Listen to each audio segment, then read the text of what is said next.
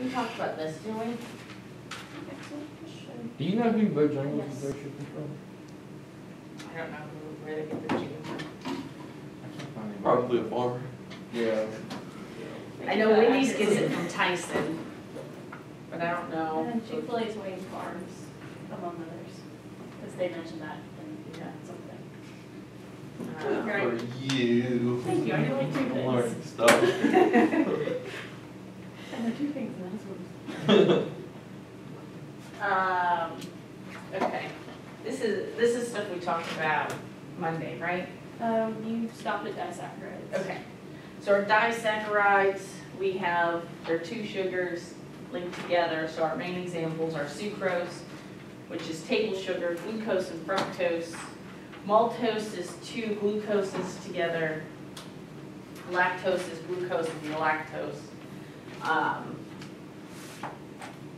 And when we go to break these things down, the animal's going to make the enzymes, and they sound very similar. So sucrose is broken down by sucrase.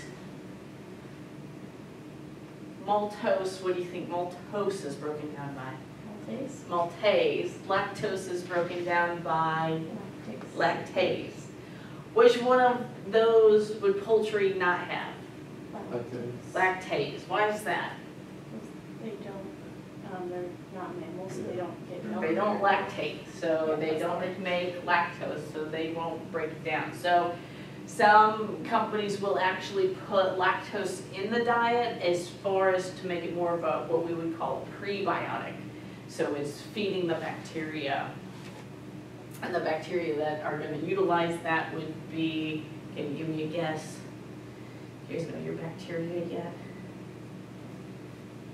Lactobacillus. I've heard that. They'll break down lactose, so that's what you'll find in your yogurts and stuff like that, and they turn it into lactic acid.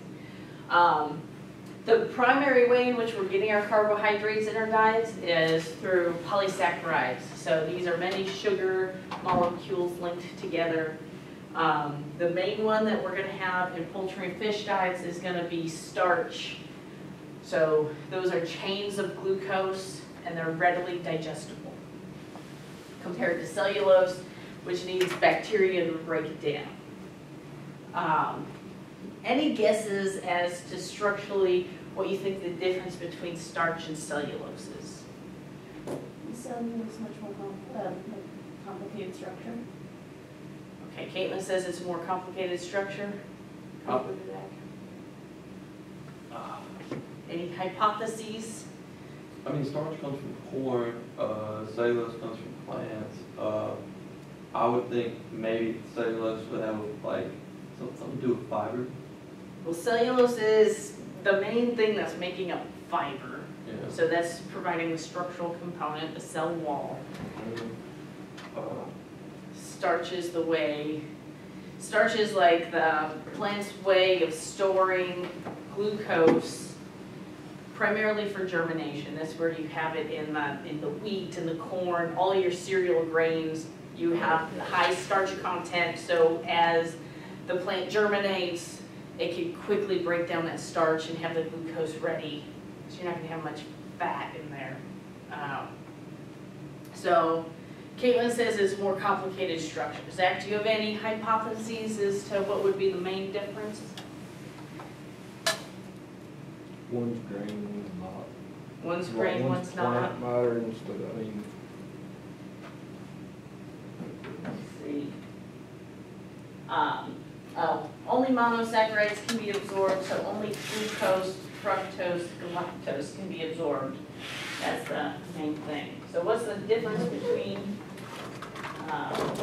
oh, dang it. I'm gonna go back, or move forward to this. So the difference between starch and cellulose is the bond. So starch, you bond at you have alpha bonds, and cellulose is beta bonds. So structurally, as far as the types of sugars and everything, they're exactly the same. It just depends on how those two sugars link up. If they link in a beta, it's cellulose. If they link in an alpha, it's gonna be starch. So it's not complicated at all. Cellulose isn't more complicated. It's just that's how specific our enzymes are for breaking things down. So what do I mean by alpha and beta? So here we have these the anomeric carbons. I know we haven't had organic chemistry, but this is what glucose looks like.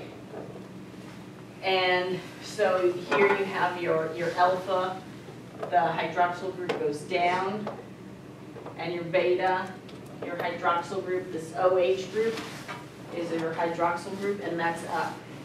So with the beta, you'll have a structure, and it kind of goes up like here, and you'll have your oxygen, and the alpha is going to be going down.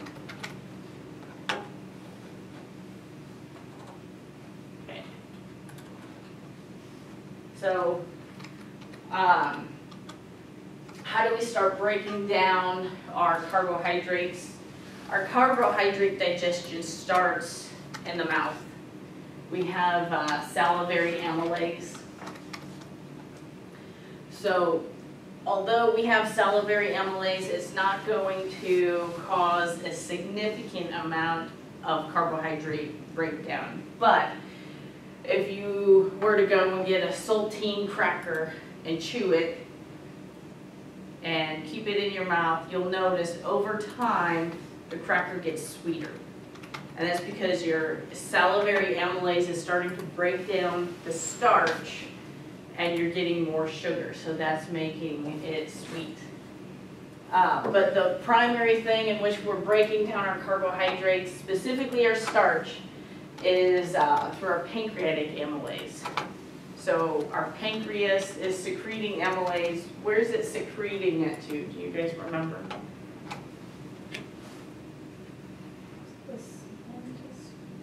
The small intestine. Do you know which portion of the small intestine? The duodenum. So the pancreas releases all the enzymes down. One of those is amylase, and that's going into the duodenum, and it's able to start breaking down starch.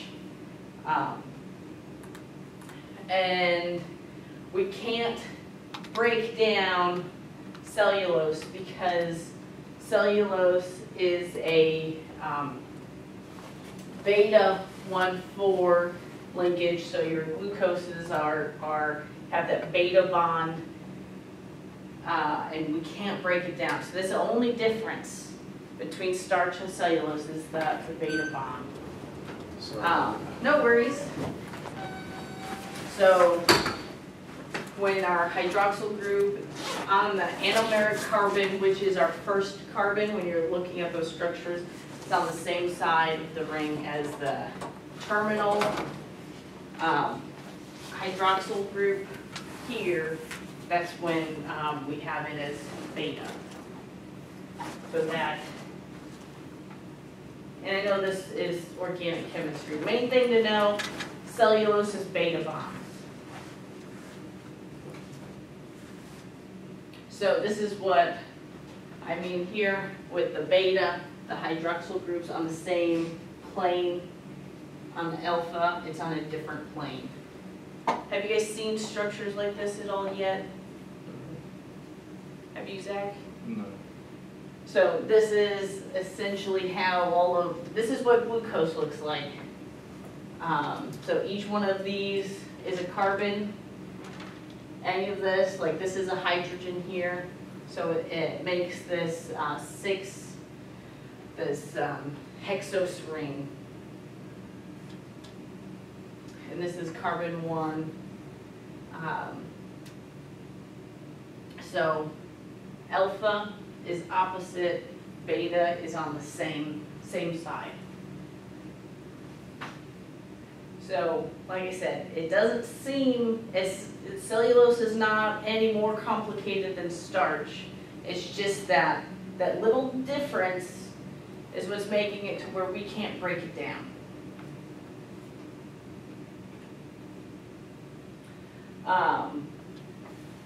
So how do we absorb? Oops. How do we absorb everything? So our carbohydrate absorption, glucose and galactose are readily absorbed. We actually absorb them through a transporter that's sodium glucose transporter.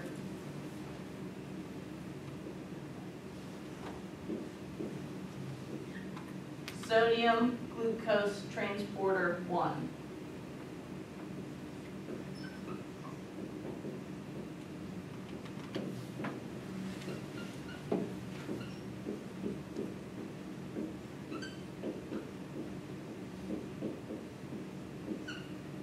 And with this, we have both glucose and galactose can go through this. So you have sodiums bind it, and then that makes it to where glucose and galactose can bind it, and then it's able to be absorbed into the cell. So a lot of our monosaccharides, so those weird sugars, are going to be converted to glucose or galactose in the small intestine. Fructose can also be absorbed, but that's through a different transporter. And the majority of the absorption is occurring in the duodenum and jejunum. So this can very quickly be absorbed in the duodenum. Let's see, what else? So we'll have our the way our system of how things are broken down. We have our salivary amylase. Then we'll have our pancreatic amylase. So our pancreatic amylase and our salivary amylase is going to give you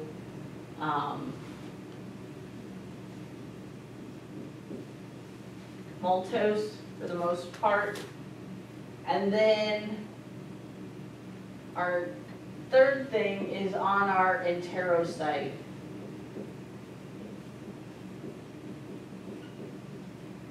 On our enterocyte, these are going to have the maltase or the sucrase or lactase that's going to break this down, and you're going to get your, so with our maltase, you'll get our glucose,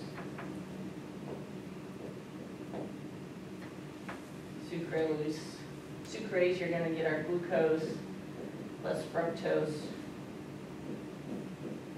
glucose plus galactose.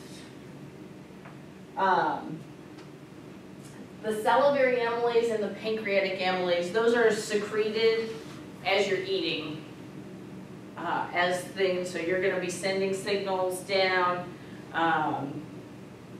and hormones are going to be causing the release of those. So if you, Cooper, you just drank a Dr. Pepper, right now you're having a lot of amylase being secreted in your pancreas, right? So you're gonna, probably in a half hour, you're really gonna start feeling full of energy, right? Because you just absorbed all that sugar.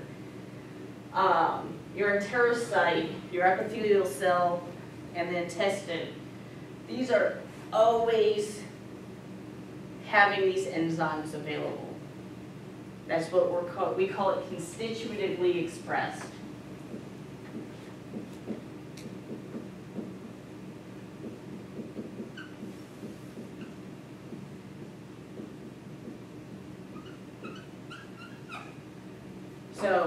even if you're fasting, you're making these enzymes on your intestine. And then a waste of energy. Well, it's kind of like, they're just there, they're only utilized when they have food, but as soon as food gets there, we don't have time for them to make the enzymes to digest it in a quick enough manner, so we've evolved to have them always expressed. Now, if you're talking, let's say, humans, any mammals that are actually lactating, infants are going to have low levels of sucrase because that's not something that's normally, their GI tract is not developed enough to be eating sugar, right? So any young neonatal animal is not going to have a lot of sucrase. But they're going to have a lot, if we're talking about mammals, they're going to have a lot of lactase. So if you've known anybody that, that's lactose intolerant, there are some ethnicities that are more prone to lactose intolerance. Others, they become lactose intolerant simply because they stop eating dairy. So, for instance, my sister is lactose intolerant. Why? Because when she was a child, she didn't like drinking milk or eating cheese or anything. So, if you're not, you'll end up, if you aren't providing that, your body will stop making it and it won't start making it. So now if she does have ice cream, she has to have the lactate, which is providing the lactase enzyme, is what lactate is doing. So the way your body combats this is we're going to change these things. So there is you run the risk, like with some precocial animals, if you put them on, so precocial is their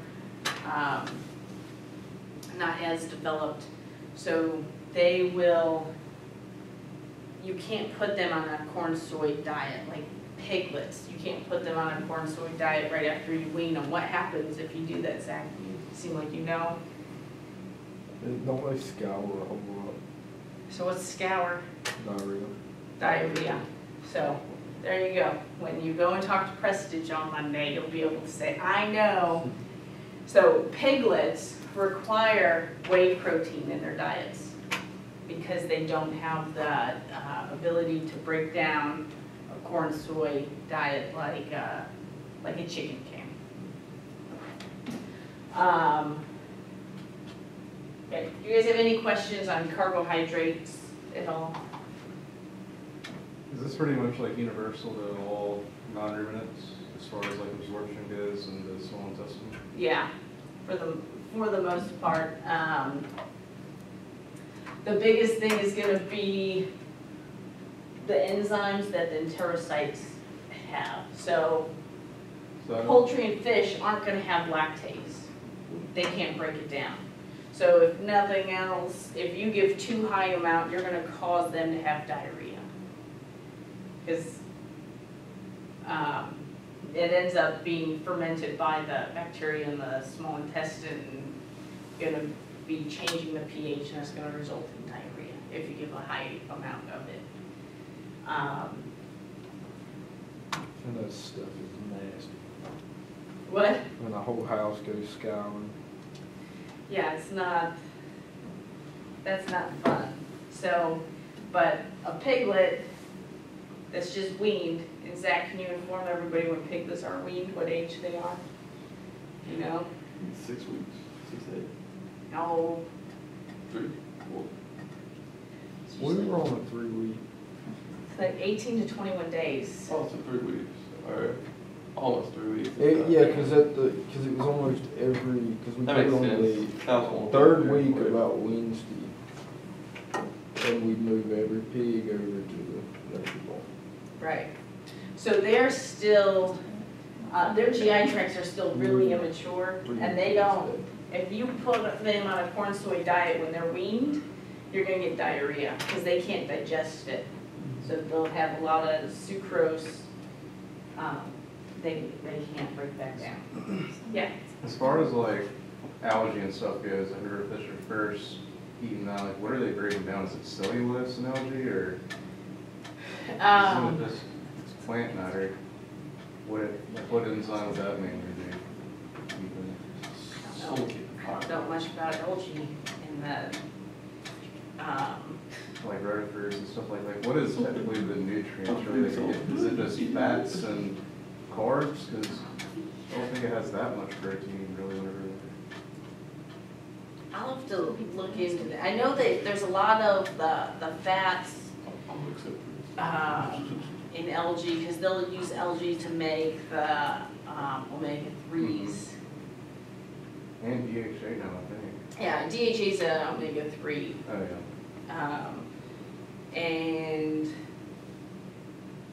But I don't know how much protein is. I know there's some companies that after there's gonna be some protein, they'll pull off the omega-3s off of it, and then they have the algae meal. Like powder. Yeah, that they're trying to feed. I just didn't know if there was maybe like certain, like whatever fish are developing, if there's certain enzymes that are more prevalent than others, since they pretty much go from plant-based to like piscivores and. Yeah, I don't know. I'll have to look into that and figure that out. That's Okay. somewhat more my ignorance of fish.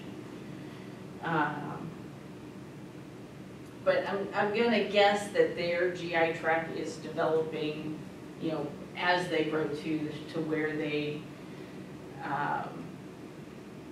are making more of these enzymes. Continuous development. Right, and then as they get older, they'll make less of them. As fish get older, I would guess that they're gonna be making more maltase, because a lot of their carbohydrates, since they're pescivores, is gonna be coming from glycogen, and glycogen is the same as, it's animal starch is what some people call it. And I'm not sure if you feed them a corn soy diet like some of the farmed fish do, how that affects things. I'm not too sure either. I know they feed it to catfish, but catfish, they're able to break it down somehow. Yeah. But yeah, I'm not too sure. I know like your more, like the catfish, barb and tilapia, they don't have a big problem with it. But like your more meatier fishes like hybrid striped bass, things like that, they can't. So, makes sense. Let's see, well, you guys have any other questions on carbohydrates? Okay. So lipids, the main reason why we're putting lipids in the diet is they're supplying energy source. They're supplying energy. They're also a source of our essential fatty acids. I mentioned before what our essential fatty acids are. Do you guys remember?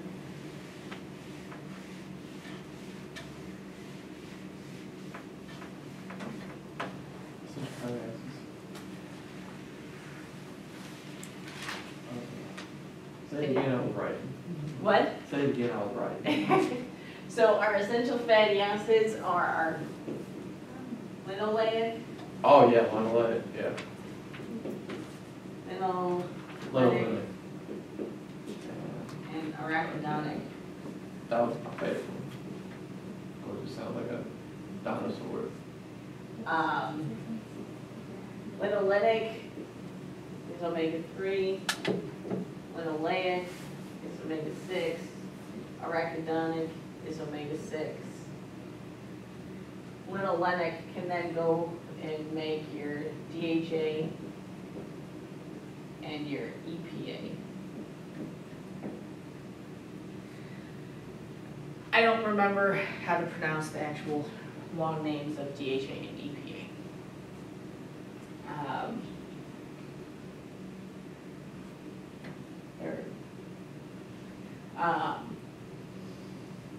They help carry our fat-soluble vitamins. Do you remember our fat-soluble vitamins?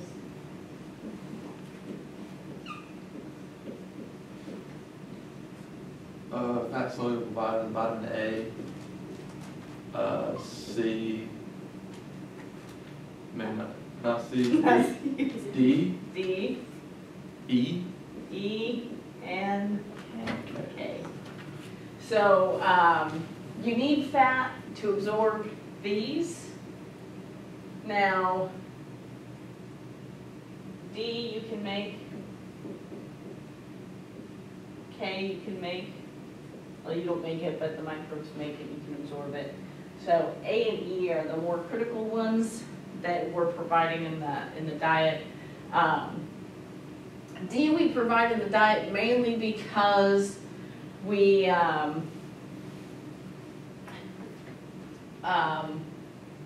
controlling the environment. And if you're thinking of poultry houses, they're not getting, we want to control all the light because that's helping control growth and when they eat and everything. So we want a light type house. So we'll put vitamin D in the diet because D is the one that you can make from the sun. Fish, interestingly, due to fish, that's the reason why we actually discovered vitamin D. So vitamin D actually helps with rickets, and they used to make, so probably more so when your grandparents were young, your great-grandparents probably made them take a spoonful of cod liver oil. You guys hear that before? And so cod liver oil, cod being the fish, and they get the oil out of, or the fat from the liver, and that has high amounts of vitamin D.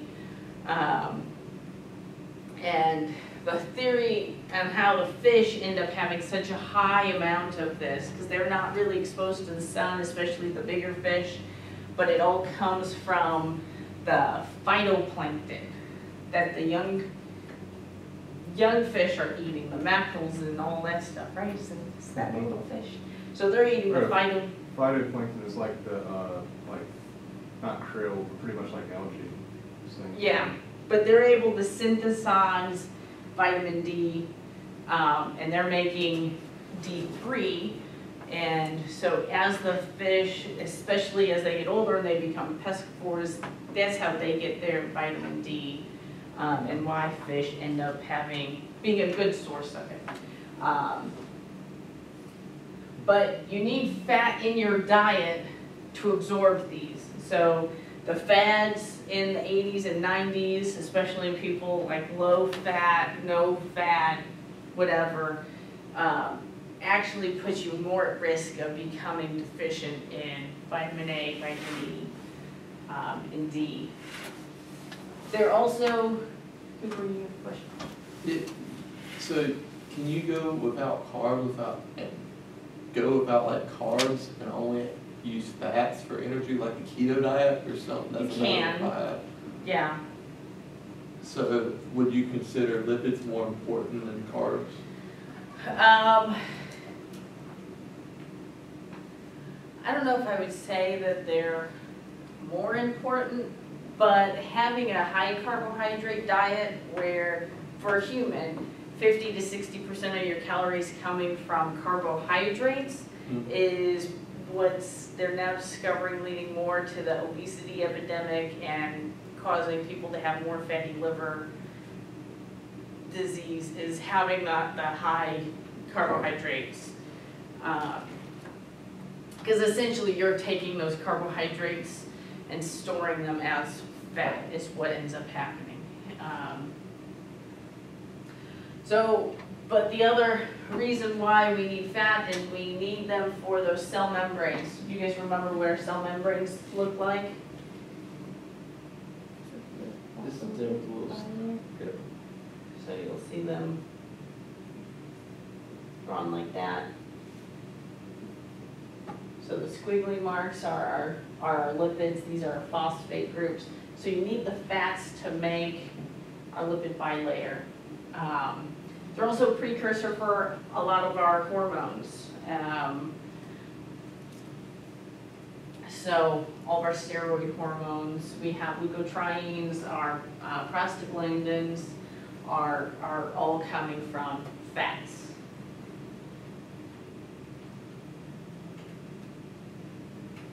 Our characteristics of fats, so These range in size. They can be 2 carbons in length or 24 carbons in length. The ones that are 2 to 6 are what we call our volatile fatty acids or our short-chain fatty acids.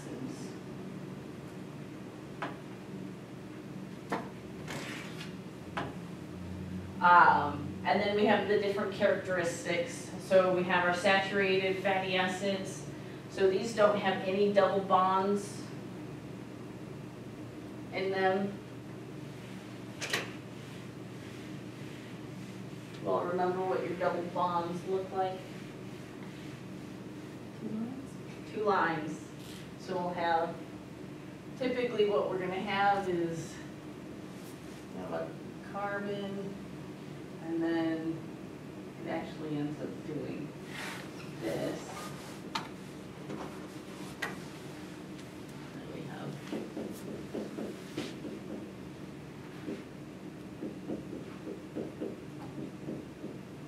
so that would be 1 double bond. So this is going to be our unsaturated versus our saturated.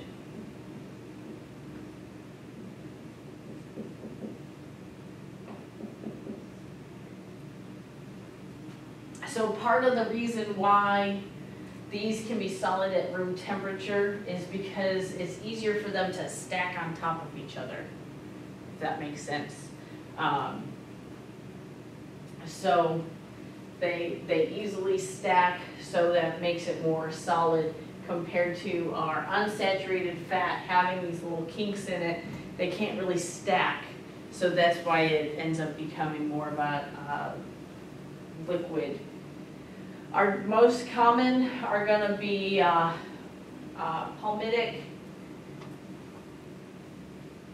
which is 16 carbons long.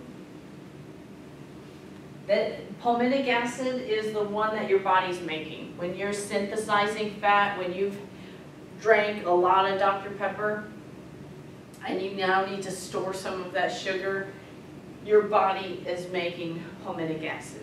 So that's 16 carbons long. The most common one that we're going to be consuming in our diet is going to be stearic acid. Stearic acid is 18 carbons long.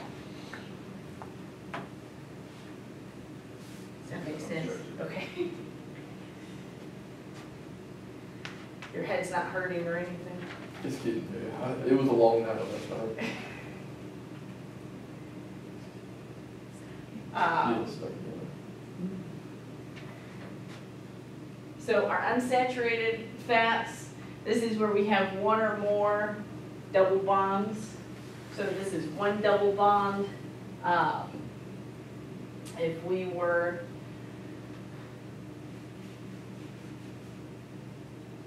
have another one here,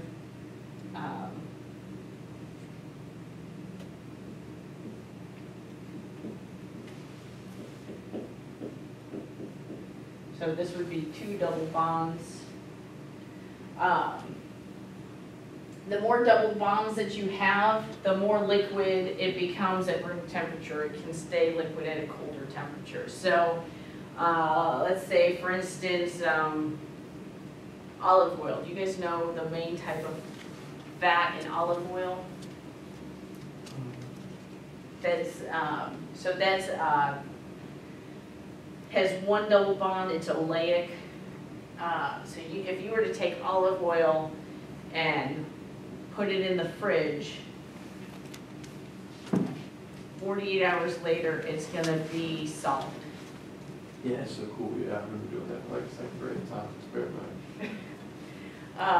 And 415, that's a potential experiment that you can do is double checking the quality of your olive oil. So olive oil, since it has 1 double bond, it does not stay liquid at really cold temperatures compared to our corn oil, soybean oil. You're going to have where those have more double bonds in them, so those stay liquid at colder temperatures. So the number of double bonds is denoted in the name. So here We have oleic acid, it's 18 carbons long, and it has 1 double bond. And then oleic is also 18 carbons long, but it has 2 double bonds. So that, it's one of those things where it doesn't seem like much that you're gonna be affecting things, but that one little bond drastically changes the characteristics. It's one of the fun things about organic chemistry. So our essential fatty acids is our linoleic, linolenic, and arachidonic. Again, we can make arachidonic acid from linoleic. If you don't have enough linoleic, you have to have some arachidonic in your diet.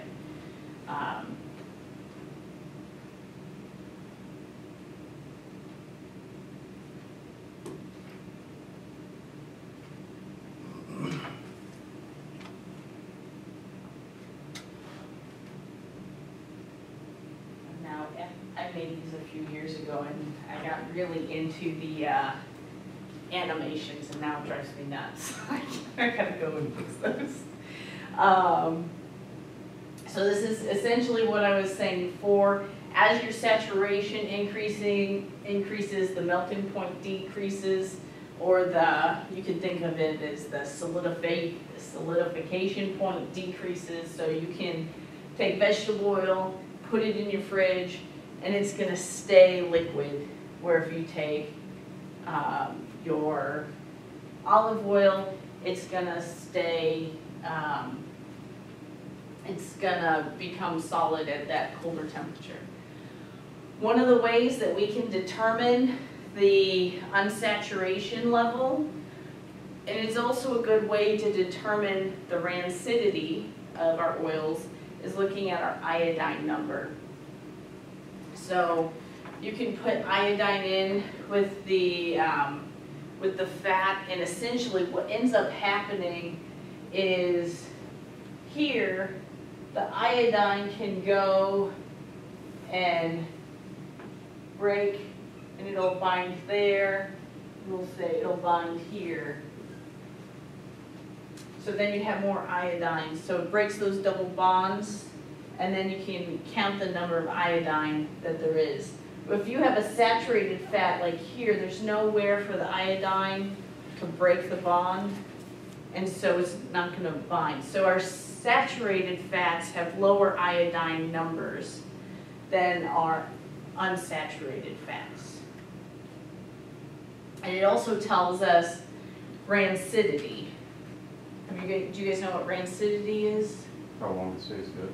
How long it stays good. So what's contributing to what's making it rancid? Oxygen. The oxygen. What's more prone to oxygen when we're talking about fats? Oils or unsaturated fats or saturated fats?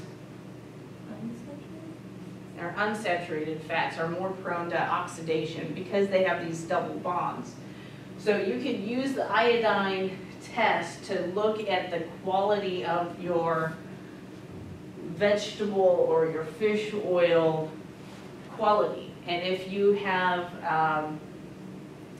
low iodine number, when that comes in, it's going to be an indication that that fat is more rancid and oxidized.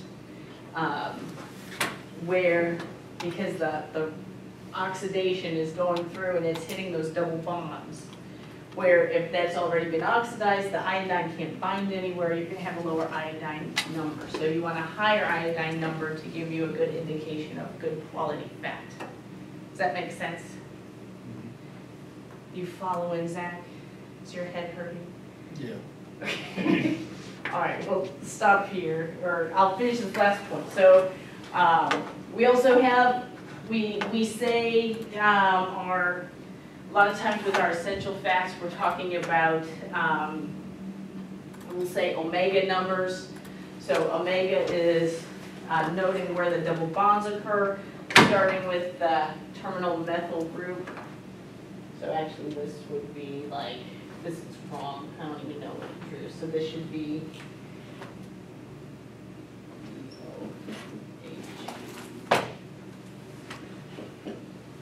So this is what, so the omega is starting counting from this methyl group. So a methyl group is the carbon with 3 hydrogens. Is that good? Feel like Heads I should- hurting adequately?